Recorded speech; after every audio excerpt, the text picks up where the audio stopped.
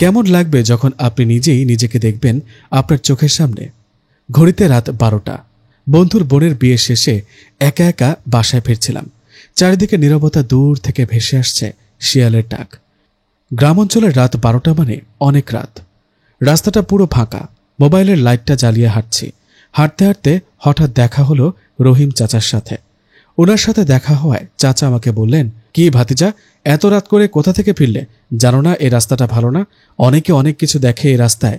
আমি বললাম, আরে চাচা, কি যে বলেন, কিসের ভয়? গিয়েছিলাম একটু রনিদের বাড়িতে, ওর বোনের বিয়ে। বিয়েটা শেষ হতে হতে রাত হলো, তাই একা একা ফিরছি বাসায়। এই বলে বাসায় চলে আসলাম। রাতে খাবো না, খেতে ইচ্ছে করছে না।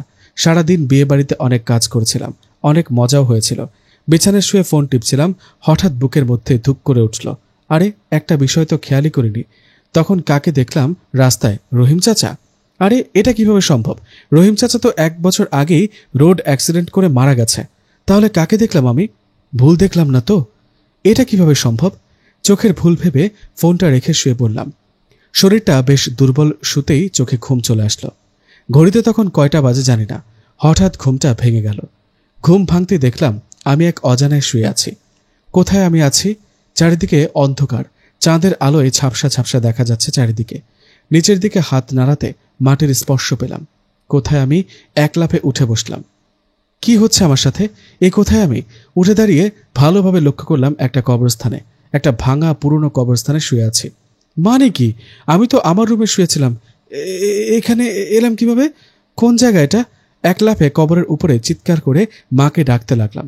মা, ও মা, মা, বাবা, আমি কোথায়? চারিদিক থেকে কোনো আওয়াজ নেই। কি হচ্ছে আমার সাথে? আমি স্বপ্ন দেখছি না তো? শরীরে চিমটি কেটে দেখলাম, না, স্বপ্ন না, সত্যি। খুব ভয় লাগছিল। কোথায় আমি? কোথায় যাব? এখন ভয়ে শরীর কাঁপছিল, দৌড়ানোর শক্তি পাচ্ছিলাম না। হঠাৎ পেছন থেকে একজন বলে উঠল, কি ভয় পাচ্ছ? ভয় পেও না, একদিন সবাইকে এই কবরে আসতে হবে। লোকটার ভয়ানক কণ্ঠ শুনে ওনার দিকে তাকিয়ে বললাম, কে আপনি? আমি এখানে এলাম কি করে? আর আপনি আমার কাছে কি চান? আমার থেকে কয়েক হাত দূরে দাঁড়িয়েছিল লোকটা। অন্ধকারে পরিষ্কার দেখতে পাচ্ছি না কিছুই। মনে হচ্ছে কেউ আমার সামনে খোমটা দিয়ে দাঁড়িয়ে আছে। আমার কথা শুনে লোকটা হা হা করে হাসি দিয়ে বলল, কি চাই? আমি তো তোকে চাই, তোর প্রাণ চাই। দে, প্রাণটা দিয়ে দে, চলে যাই। ভয়ে তখন ভেতরটা শুকিয়ে গিয়েছিল। কি বলবো বুঝতে পারছি না। ভয়ে ভয়ে লোকটাকে বললাম, কি, আমি কি ক্ষতি করেছি আপনার? আমার প্রাণ নিতে চাচ্ছেন? সামনে আসেন, কে আপনি? দেখতে চাই আমি। আমার কথা শুনে লোকটা বলল, খোকা, পারবা না, আমার চেহারা দেখলে সহ্য করতে পারবা না। না, আমি পারবো, আপনি সামনে আসেন। আমার কথা শুনে বিকট একটা হাসি দিয়ে লোকটা বলল, তাই? তবে তাই হোক, এই দেখ। এই বলে আমার সামনে এসে মুখ থেকে ঘোমটা সরালেন। অন্ধকারে চাঁদের আলোতে যা দেখতে পেলাম তাতে তো আমার অবস্থা শেষ। আমি দেখতে পেলাম লোকটা আর কেউ না, ওটা আমি। মানে, এটা কি করে সম্ভব? আমাকে আমি দেখছি কি করে? পারলাম না, আর পারলাম না। জ্ঞান হারিয়ে মাটিতে ধপাস করে পড়ে গেলাম। কতক্ষণ জ্ঞান হারিয়ে পড়েছিলাম জানি না। জ্ঞান ফিরে মায়ের ডাকে। মা ডাকছে, নিষাদ, এই নিষাদ, ওঠ, কত বেলা হয়েছে, এত বেলা কেউ ঘুমায় নাকি? মায়ের ডাকে অবাক হয়ে তাকিয়ে দেখি আমি ঠিকই আমার রুমে শুয়ে আছি। তাহলে কাল রাতে সেই কবরস্থান কোথায়, যেখানে আমি জ্ঞান হারিয়ে পড়েছিলাম? কিছুই মাথায় আসছে না। এটা স্বপ্ন না। এটা স্বপ্ন হতে পারে না, কারণ গতকাল রাতে সেই কবর থেকে লাফ দিয়ে ওঠার সময় হাতের মধ্যে একটু কেটে গিয়েছিল। এই কাটার দাগ এখনো আছে শরীরে। বড় কিছু হবার আগে কিছু একটা করতে হবে। ফ্রেশ হয়ে বাবাকে সব ঘটনা খুলে বললাম। ওনারা ঘটনা শোনার পর বেশ অবাক হলেন। অবাক হবারই কথা, কি সব রহস্যময় ঘটনা ঘটছে আমার সাথে। রাতে ভয় পেয়েছে বলে এলাকার হুজুরের কাছ থেকে পানি পড়া নিয়ে আসে। এরপর 2-1 দিন ভালোই ছিলাম। এক রাতে শুয়ে ফোন টিপছিলাম, হঠাৎ দরজায় কড়া দিয়ে ডাকতে থাকে রবিন, আমার বন্ধু। ওর ডাক শুনে দরজাটা খুলে বললাম, আরে রবিন, রাতের বেলা কি মনে করে? আরে আর বলিস না, মা হঠাৎ একটু অসুস্থ হয়েছে, মায়ের জন্য ঔষধ নিয়ে আসতে হবে। রাতের বেলা একা যেতে ভয় করে, তুই চল না আমার সাথে। আমি বললাম, আরে তাই নাকি, আন্টি অসুস্থ, আচ্ছা চল। এই বলে গেঞ্জিটা পরে রওনা হলাম রবিনের সাথে। দুজনেই হাঁটছি আর গল্প করছি। গল্পের এক সময় আমি রবিনকে বললাম, আচ্ছা রবিন, তুই কখনো ভূত দেখেছিস? মানে ভয় পেয়েছিস কিনা সেটা বললাম আর কি। আমার কথা শুনে রবিন কোনো উত্তর দিল না। ওর উত্তর না পেয়ে পেছন ফিরে বললাম, কিরে, কথা বলিস না কেন? কিন্তু এ কি, রবিন তো কোথাও নেই। ওকে পেছনে দেখতে না পেয়ে মুচকে একটা হাসি দিয়ে বললাম, আরে বোকা, আমাকে ভয় দেখাবি? কোথায় লুকিয়েছিস? বের হয়ে আয়, দেরি হয়ে যাচ্ছে। তুই না তোর মায়ের জন্য ঔষধ আনতে যাচ্ছিস? মজা না করে বের হয়ে আয় তাড়াতাড়ি। রবিন, এই রবিন, কিরে কোনো সাড়া নেই কেন? দেখ ভাই, অনেক হয়েছে ফাজলামো, এবার ফাজলামো বাদ দিয়ে বের হয়ে আয়। আমার কথায় কোনো সাড়া পাচ্ছি না। ওকে মজা করছে আমার সাথে? দুজনে তো একসাথেই হাঁটছিলাম। ফোনের লাইটটা জ্বালিয়ে খুঁজতে লাগলো রবিনকে। রবিন, এই কই তুই? তুই কি বের হবি নাকি আমি চলে যাব? আমার কথায় কোনো সাড়া দিচ্ছিল না রবিন। ওকে খুঁজতে খুঁজতে ঝোপের আড়ালে দেখতে পেলাম কে যেন চাঁদর গায়ে জড়িয়ে বসে আছে। ওটা দেখে বলে উঠলাম, ওহ, তো এই ব্যাপার। আমাকে ভয় দেখানোর জন্য চাদর গায়ে দিয়ে বসে আছিস, তাই না? কি ভেবেছিস আমি ভয় পাবো? এতটাও ভীতু না আমি। এই বলে ওর কাছে গিয়ে ওকে স্পর্শ করি। আমি চাদরটা ধরে টানতে ওকে স্পর্শ করাতে ও ঘুরে আমার দিকে তাকায়। আরে এটা কে? এটা তো রবিন না। কি ভয়ানক দেখতে! আমার দিকে তাকিয়ে ভয়ানকভাবে একটা হাসি দিল। ভয়ে তখন মনে হচ্ছে জীবনটা বেরিয়ে যাবে। এত ভয়ানক মানুষ কখনো দেখিনি। লোকটার চোখের জায়গায় কোনো চোখ নেই, মুখটা পচে গলে গেছে, দাঁতগুলো লম্বা লম্বা। এরকম মানুষ হয় নাকি? এটা মানুষ হতে পারে না। প্রাণের ভয়ে একটা চিৎকার দিয়ে দৌড়ানোর চেষ্টা করলাম, কিন্তু এ কি, দৌড়াতে পারছি না কেন? আমার পা যেন চলছে না। পেছন থেকে ভেসে আসছে সে ভয়ানক হাসি। এসব কি হচ্ছে আমার সাথে? আমি তো কারো ক্ষতি করিনি। জোরে জোরে দোয়া পড়তে শুরু করি তখন, আর দৌড়াতে থাকি। আমার পেছন থেকে মনে হচ্ছিল কেউ আমার পেছনে আসছে। প্রাণের ভয়ে দৌড়াতে দৌড়াতে একসময় বাসার উঠোনে এসে একটা চিৎকার দিয়ে জ্ঞান হারিয়ে ফেলি আমি। জ্ঞান ফেরে একদিন পর। শরীরে অনেক জ্বর। মা পাশে বসে আছে। আমার জ্ঞান ফেরার পর মা জিজ্ঞেস করে সবকিছু মাকে সব ঘটনা খুলে বলি আমি। এই ঘটনার পরে 2-3 দিন শরীরে অনেক জ্বর ছিল আমার। 2-3 দিন পর যখন কিছুটা সুস্থ হলাম তখন চলে গেলাম রবিনের বাসায়। ওর বাসায় যাওয়ার পর রবিন বলল, কিরে নিশাদ, কি খবর তোর? 2-3 দিন কই ছিলি? ফোন দিলাম তাও ধরলি না। কোথাও গিয়েছিলি নাকি? আমি বললাম, সেটা পরে বলছে, আগে বল আমার সাথে কেন এমনটা করলি? তোর মায়ের শরীর এখন কেমন? কি করেছি তোর সাথে আমি? আর আমার মায়ের তো কিছু হয়নি। মা তো নানা বাড়িতে গেছে বেড়াতে। ফাজলামো রাখ, আর মিথ্যা বলিস না। জানিস তোর জন্য কত ভয় পেয়েছিলাম আমি। রবিন বলল, আরে কি বলিস, খুলে বলতো আসলে কি হয়েছে? আমি সত্যি কিছু জানি না। 3-4 দিন আগে রাতে তুই আমাকে ডাকতে গিয়েছিলি না? বল। না তো, কখন গেলাম? তুই না বললি তোর মায়ের শরীর খারাপ, বাজারে যেতে হবে ওষুধ নিয়ে আসতে? আরে না, আমি তো কোথাও যাইনি। সত্যি আমি তোকে ডাকতে যাইনি। তুই ভুল দেখেছিস তাহলে। রবিনের মুখে এসব কথা শুনে থমকে গেলাম। এসব কি হচ্ছে আমার সাথে? এখন বুঝতে পারছি রবিনের রূপ ধরে কেউ বাইরে নিয়ে গিয়েছিল আমাকে।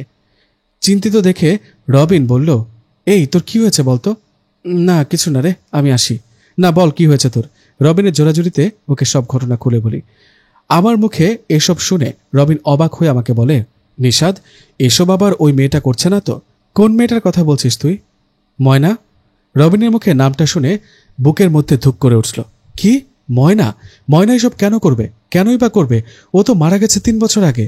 তাহলে ময়না আমাকে কেন ভয় দেখাবে? আমার ক্ষতি করতে কেন চাইবে? আমার কথা শুনে রবিন বলল, হারে বোকা, তুই কি পাগল হয়েছিস নাকি? তোর কি মনে নেই ময়না তোর জন্য গলায় ফাঁস দিয়ে মারা গেছে?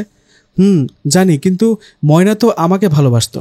ও আমার সাথে এসব রহস্যজনক ঘটনা কেন ঘটাচ্ছে বলতে পারিস? ময়না, আপনাদেরকে ময়নার বিষয়ে একটু খুলে বলি। আজ থেকে 4 বছর আগের কথা। ময়না আমি একই কলেজে পড়তাম। বাসাও বলতে গেলে একই এলাকায়। আমার বাসা থেকে ওর বাসায় যেতে 10 মিনিট লাগে। যাই হোক, ওর সাথে আমার প্রেমের শুরুটা একটু বলি। সেদিন ছিল শনিবার। কলেজে যাওয়ার পথে হঠাৎ পেছন থেকে ময়নার ডাক শুনে পেছনে ফিরে তাকালাম। ময়না ডাকছে। ময়না বলল, এই যে হিরো, শোনো। আমাকে বলছো? তুমি ছাড়া তো এখানে কেউ নেই, তাই না? তাই তো, আমি হিরো হলাম কবে থেকে? দেখতেও তো ভালো না, অসুন্দর মানুষ হিরো হয় বুঝি?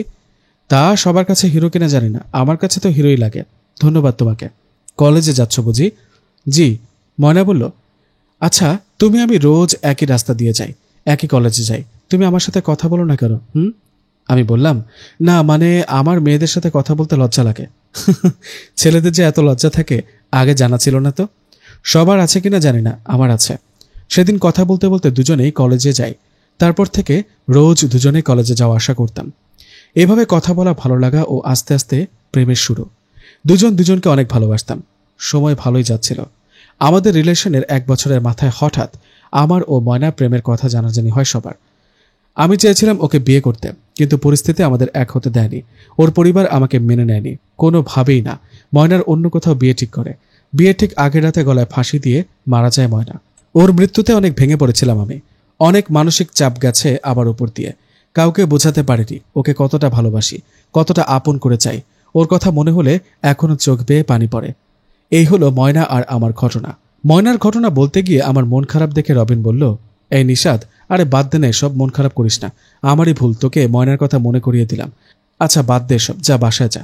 আর হ্যাঁ, আমি বিষয়টা ভালো দেখছি না। তুই ভালো কোনো হুজুর বা কবিরাজের সাথে কথা বল, এটাই ভালো হবে। রবিনের সাথে কথা বলে সেদিনের মতো বাসায় চলে আসলাম। সেই রাতের ঘটনা। রাত ঠিক 12টা থেকে 1টা হবে। আমার দরজায় কে যেন ঠকঠক করে টোকা দিল। মনে হচ্ছে কেউ দরজার ওপাশে দাঁড়িয়ে আছে। রুমের লাইটটা জ্বালিয়ে দরজাটা খুলে দিলাম, কিন্তু ওখানে তো কেউ নেই। এদিক সেদিক একটু দেখলাম, কিন্তু বাড়ির উঠানটা তো পুরোই ফাঁকা। যাই হোক, দরজাটা লাগিয়ে ঘুমিয়ে পড়লাম। মধ্যরাতে ঘটে যায় আমার সাথে ভয়ানক এক ঘটনা। আমি ঘুমিয়েছিলাম, হঠাৎ ঘুমটা ভেঙে যায়। বুকের মাঝে অনেক ব্যথা অনুভব করলাম। চোখটা ভালো করে খুলতেই দেখলাম আমার বুকের ওপর একজন বসে আছে। এই আমি কি দেখছি? আমি যে নড়াচড়া করতে পারছি না, চিৎকার করে যে ডাকবো সেটাও তো পারছি না। মনে হচ্ছে বুকটা ছিঁড়ে যাচ্ছে। আমি চোখ খুলে দেখাতেই ওই ভয়ানক লোকটা আমার দিকে তাকিয়ে বলল, কিরে, ঘুম ভেঙেছে তাহলে? অনেকক্ষণ ধরে অপেক্ষা করছিলাম রে, অনেকক্ষণ। কি ক্ষুধা লেগেছে রে, তোর কলেজাটা দিবি? দে না আমাকে খেতে, খুব ক্ষুধা পেয়েছে। এই বলে আমার পা ধরে এক টান দিয়ে বিছানা থেকে মেঝেতে ফেলে দিল সে ভয়ানক অবয়বটা। মেঝেতে ধপাস করে পড়ে মাথায় অনেক ব্যথা পাই। আমি চিৎকার দিতেও পারছি না, গলা দিয়ে আওয়াজ বের হচ্ছে না। তাই দেওয়ালে হেলান দিয়ে বসে আছে। আমার চোখের সামনে ভয়ানক অবয়বটা বসে আছে। খুবই ভয়ানক চেহারা, চুলগুলো কত বড় বড়, আর চোখের জায়গায় কোনো চোখ নেই। জায়গাটা কুচকুচে অন্ধকার, রক্তমাখা মুখ নিয়ে আমাকে বলে উঠল, ক্ষুধা পেলে আমি কি করে জানিস? এই দেখ। এই বলে সে নিজের হাতটা নিজে খেতে শুরু করে। আমি এগুলো কি দেখছি? ভয়ে আমার জীবন বেরিয়ে যাবার অবস্থা। নিজের হাত নিজে কিভাবে চিবিয়ে খাচ্ছে, তাও আমার চোখের সামনে। রক্তমাখা মুখে আমার দিকে তাকিয়ে বলে উঠল, কিরে, ভয় পাচ্ছিস? ভয় পাস না, তুই খাবি কাঁচা রক্ত, খুবই মজা, নে নে এনে। এই বলে তার একটা আঙুল আমার দিকে ছুঁড়ে দিল আর বলল, নে এনে, আঙুলটা খেয়ে নে, অনেক মজা পাবি। চোখের সামনে এত কিছু দেখে নিজেকে কি আর ধরে রাখা যায়? যায় না। জ্ঞান হারালাম। তারপর কি হয়েছে জানি না। জ্ঞান ফেরার পর শুনতে হলো আরেকটা অবাক করা কথা। জ্ঞান ফিরতে দেখলাম চারিদিকে মা বাবা ও আশেপাশের সবাই দাঁড়িয়ে আছে। মনে হচ্ছে আমার বড় কিছু হয়ে গেছে। আশেপাশে এত লোকজন কেন? আমার জ্ঞান ফিরতে দেখে বাবা জিজ্ঞাসা করলেন, বাবা তুই ঠিক আছিস তো?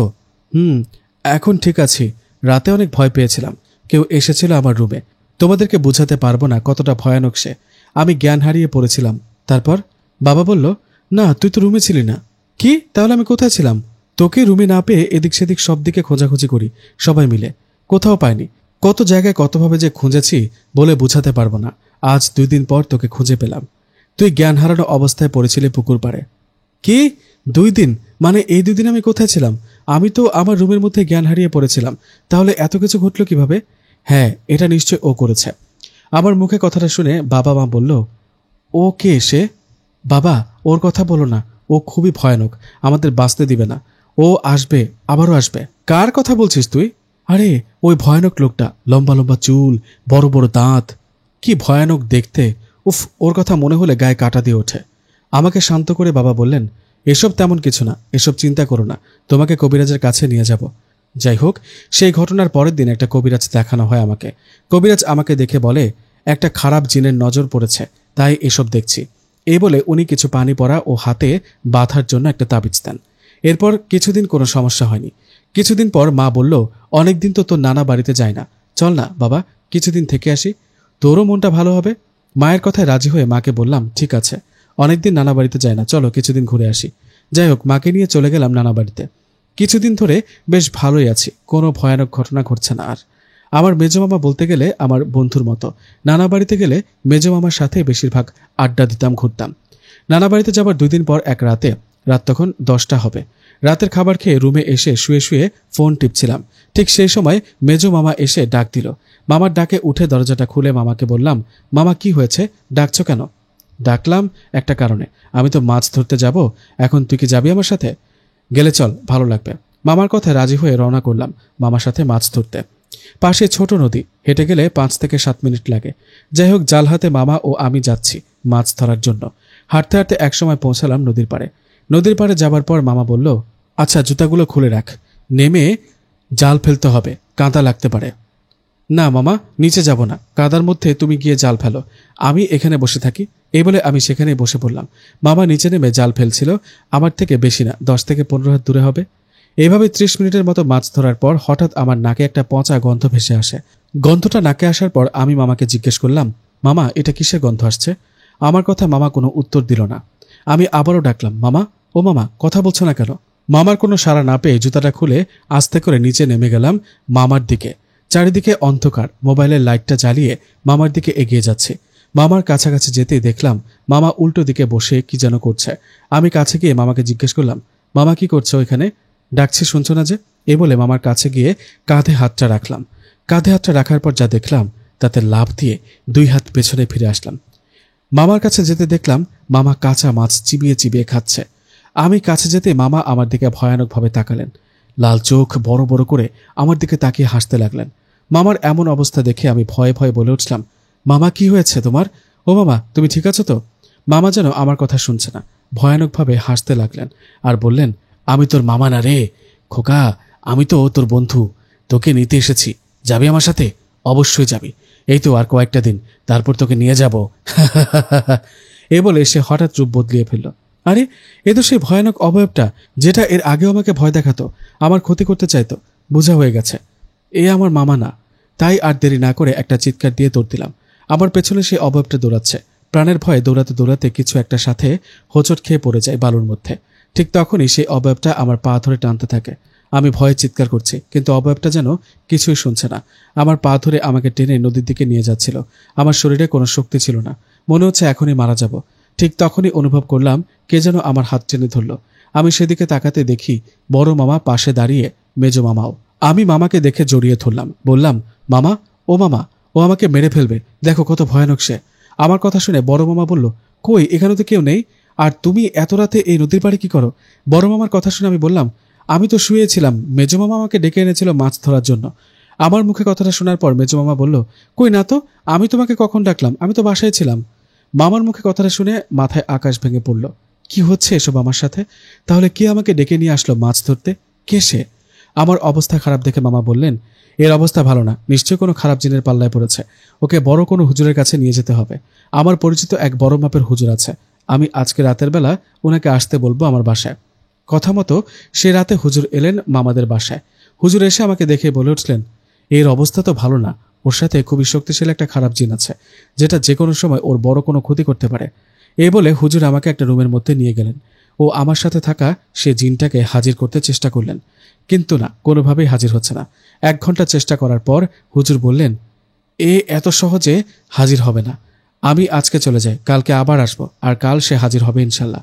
সে কত শক্তিশালী আমি দেখতে চাই।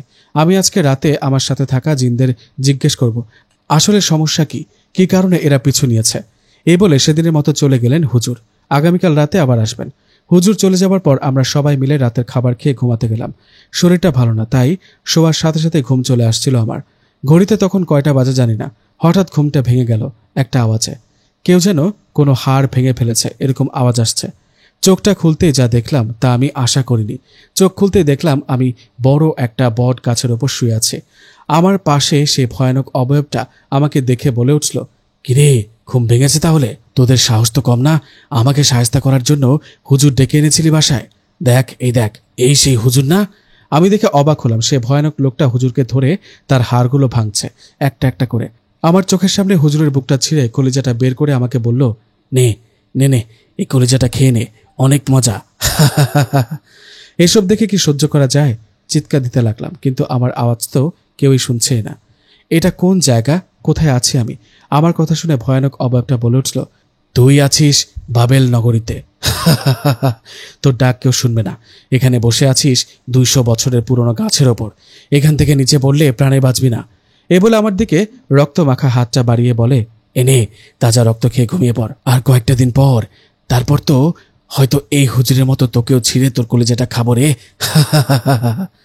অবয়বটার এসব কথা শুনে বেহুশ হয়ে পড়ে গেলাম। জানি না তারপর কি হয়েছে। চোখ খুলতেই দেখলাম মা পাশে বসে আছে। মাকে দেখে জড়িয়ে ধরে বললাম, মা, ও মা, ভয়ানক অবয়বটা হুজুরকে মেরে ফেলেছে, বাঁচতে দেয়নি হুজুরকে। আমাকে শান্ত করে মা বলল, কই হুজুর তো ঠিকই আছে, একটু আগে তোর মামার সাথে ফোনে কথা বললো, আজকে রাতে তো আসবেন আমাদের বাসায়। কি হচ্ছে এসব তাহলে আমার সাথে? আমি কি ভুল কিছু দেখেছি, নাকি আমাকে ভুল কিছু দেখানো হয়েছে? শরীরে অনেক ব্যথা। যাই হোক, দিনটা ভালো ভালোই চলে গেল। হুজুর রাতে এলেন, আমরা রুমের মধ্যে সবাই। হুজুর আমার দিকে ইশারা করে সবাইকে বললেন, ওর সাথে যে জিনটা আছে ওর নাম শামশের। শামশের খুবই শক্তিশালী, ও একটা কারণে নিশাদের সাথে এমনটা করছে। ভাগ্য ভালো ওর বয়স 21 বছর হতে এখনো 7 দিন বাকি। 21 বছর হলেই ওকে নিয়ে যেত শামশের আর মেরে ফেলতো। হুজুরের মুখে কথাটা শুনে সবাই বলল, শামশের? কে এই শামশের? আর শামশের কেনই বা নিশাদের ক্ষতি করতে চায়? সবার কথা শুনে হুজুর বললেন, এর জন্য নিশাদের মা বাবা দায়ী।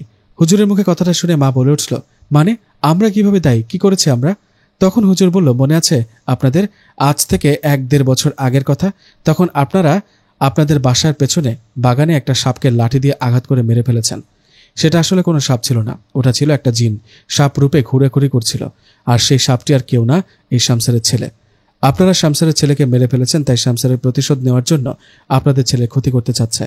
শামসারের ছেলের বয়স ছিল 21 বছর, তাই এতদিন অপেক্ষা করেছিল। আপনাদের ছেলের বয়স যখন 21 বছর হবে, ওর ভাগ্য ভালো 21 বছর হতে এখনো 7 দিন বাকি। যা করার এই 7 দিনের মধ্যে করতে হবে, নইলে শামসার মেরে ফেলবে ওকে, কোনোভাবেই বাঁচানো যাবে না। হুজুরের মুখে কথাটা শুনে সবাই কেঁপে উঠল। হুজুর সবাইকে শান্ত করে বলল, চিন্তা করবেন না, আমি আজকে যেভাবে হোক শামসেরকে হাজির করব। ও আসলে কি চায় সেটা জিজ্ঞেস করব। এই বলে কিছুক্ষণ পর আমার ওপর জিনটাকে হাজির করা হয় শামসেরকে। জিনটা আমার ওপর হাজির হয়ে হুজুরকে বলতে থাকে, কিরে, তোর তো সাহস কম না? তুই জানিস তুই কার পেছনে লেগেছিস? আমি শামসের, তুই কিছুই করতে পারবি না আমার। বল, তাড়াতাড়ি বলে ফেল, কেন হাজির করলি আমাকে? শামসের কথাগুলো শুনে হুজুর বলল, আগে এটা বল, এই ছেলেটা তোর কি ক্ষতি করেছে? ওকে এভাবে কেন কষ্ট দিচ্ছিস? শামসের হাসতে হাসতে বলল, বদলা বদলা। আমার ছেলেকে যেমন ওর মা বাবা মেরে ফেলেছে, আমি ওদের ছেলেকে তেমন ভাবে মেরে প্রতিশোধ দিব। উফ, অনেক দিন ধরে অপেক্ষা করছিলাম রে। নিজের সন্তানের লাশ যখন দেখেছি তখন যে কতটা খারাপ লেগেছিল বলে বোঝাতে পারবো না। আমি আস্তে আস্তে এর পরিবারটাকে শেষ করে দিব, মেরে ফেলবো সবাইকে।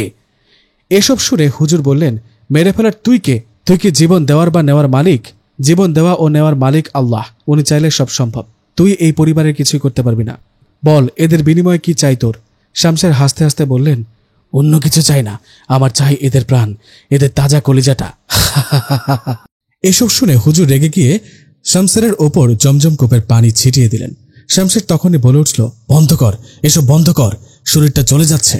হুজুর তখন বলে উঠলেন, ওকে এসব বন্ধ করতে পারি যদি এই পরিবারের কোনো ক্ষতি তুই না করিস। ছেড়ে যায় এদের।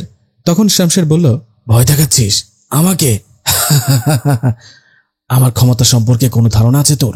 তোর ছোট মেয়েটা তো অনেক সুন্দর রে। আহ, বিছানায় বসে খেলা করছে, কত সুন্দর কোমল চেহারা। কি ভাবছিস এসব জানলাম কি করে? আমার 2টা লোক তোর বাড়িতে অবস্থান করছে এখন।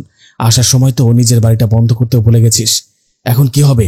আমার লোককে কি বলবো তোর মেয়েটার খাটটা মটকায় দিতে? কি দেব বলে? এই না, কোনো উল্টাপাল্টা কিছু করলে মেরে ফেলবে তোকে, তোর সব সাথীদের বোতলে ভরবো। হুজুরের মুখে কথাটা শুনে শামসের হাসতে হাসতে বললেন, দেখছিস আমার কত ক্ষমতা? এই বলে চলে গেলেন শামসের। হুজুর সবাইকে উদ্দেশ্য করে বললেন, ভুলটা আমারই। আমার বাড়িতে যদি আসার সময় বন্ধ করে দিয়ে আসতাম, তাহলে এখন এই খারাপ জিনটাকে শেষ করে দিতে পারতাম। যাই হোক, আজকে যা হবার হয়েছে, আগামীকাল রাতে আমি আবার আসব, আর সেদিন দেখব সে কেমন শামসের। এই বলে চলে গেলেন হুজুর। পরের দিন ঘটল আমার সাথে এক ভয়ানক ঘটনা।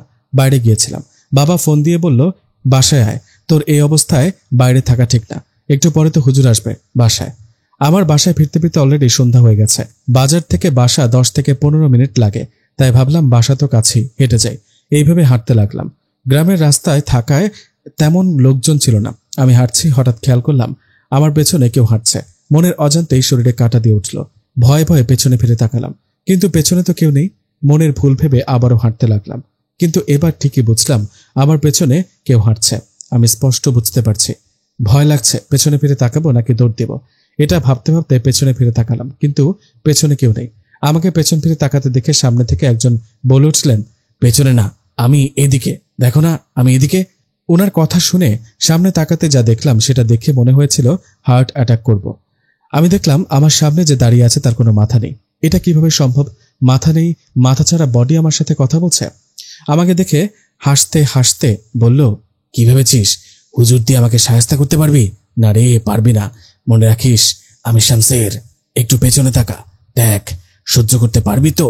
শামসেরের কথা মতো পেছনে ফিরে তাকালাম। একই পেছনে তো যা দেখলাম সেটা আরো ভয়ানক।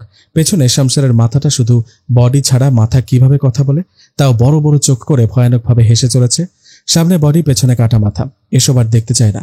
এই ভেবে দৌড় দিতে চাইলাম, কিন্তু তখন শামসের আমাকে তুলে একটা আছাড় মারল। বুকে প্রচন্ড আঘাত পেয়ে চিৎকার দিয়ে উঠলাম। তখনই শামসের বলল, পানি খাবি? চল তোকে পানি খাওয়াই, নিয়ে আসি।